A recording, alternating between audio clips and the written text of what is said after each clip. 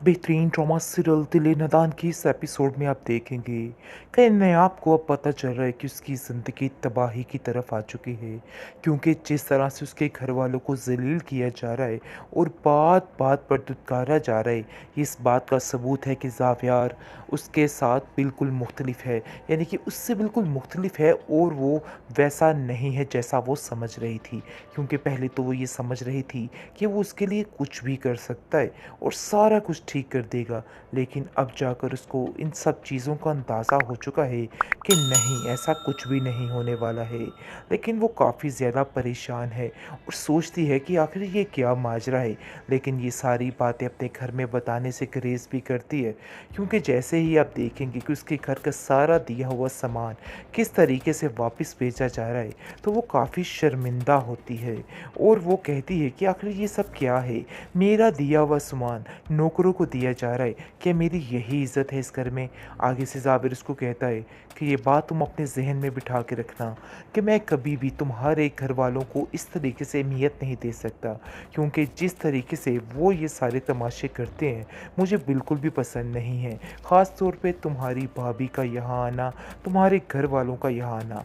देखो, हमारा और आप लोगों का बिल्कुल मुकाबला नहीं, बिल्कुल मुख्तलिफ है हम लोग, और ये बात जितनी जल्दी हो सके तुम अपने ज़हन में बिठा लो तो बेहतर है। तुम बेशक जाओ वहाँ पे, लेकिन मैं उनका आना यहाँ पे बिल्कुल भी पसंद नहीं करूँगा और वो लोग यहाँ पे बिल्कुल ना आए।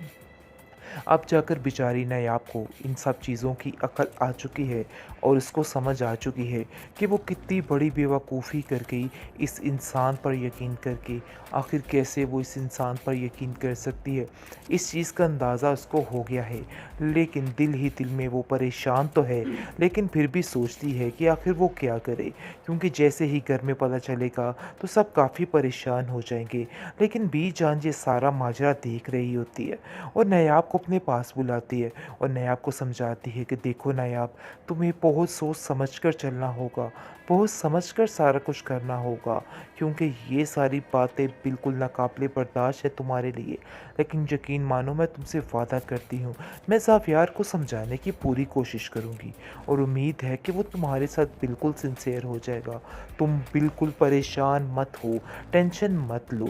जिसको सुनकर आप देखेंगे कि वो आगे से कहती है कि मुझे दुख इस बात का है कि ज़ावियार ने मुझे नहीं समझा और उल्टा मेरे ऊपर ही टाने टिशने शुरू कर दिए।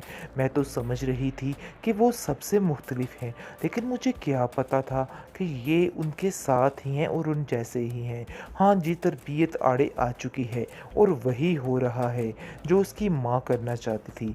ज़ावियार की माँ काफ़ी खुश है कि उनका बेटा बिल्कुल सही उसके नक्शे कदम पर चल रहा है।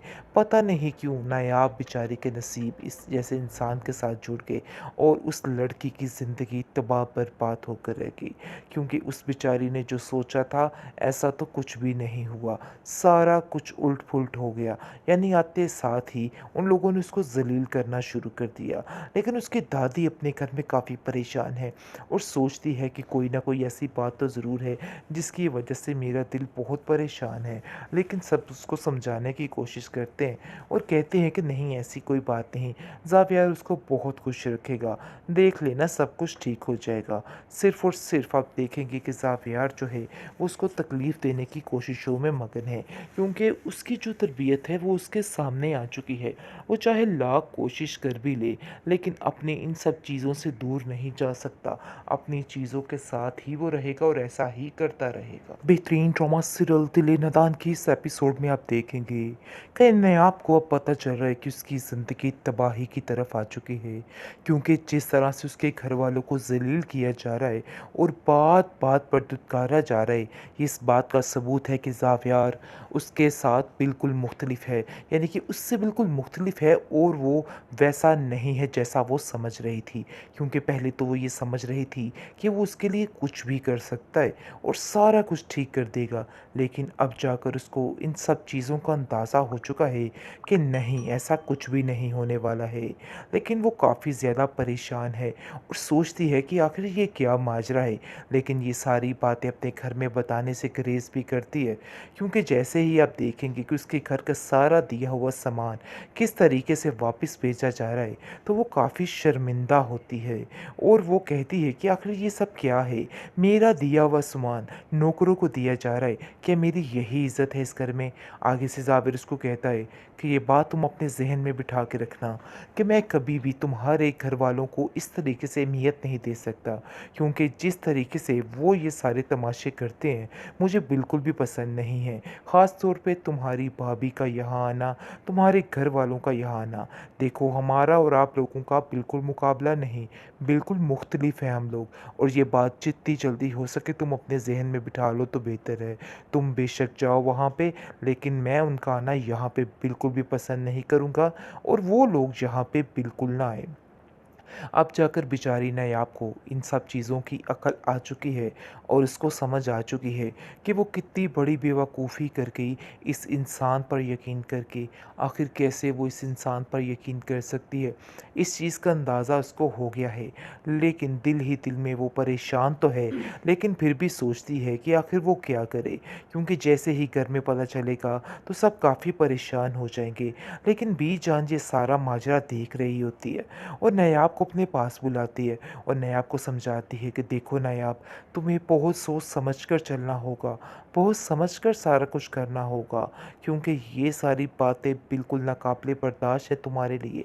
लेकिन यकीन मानो, मैं तुमसे वादा करती हूँ, मैं ज़ावियार को समझाने की पूरी कोशिश करूँगी और उम्मीद है कि वो तुम्हारे साथ बिल्कुल सिंसियर हो जाएगा।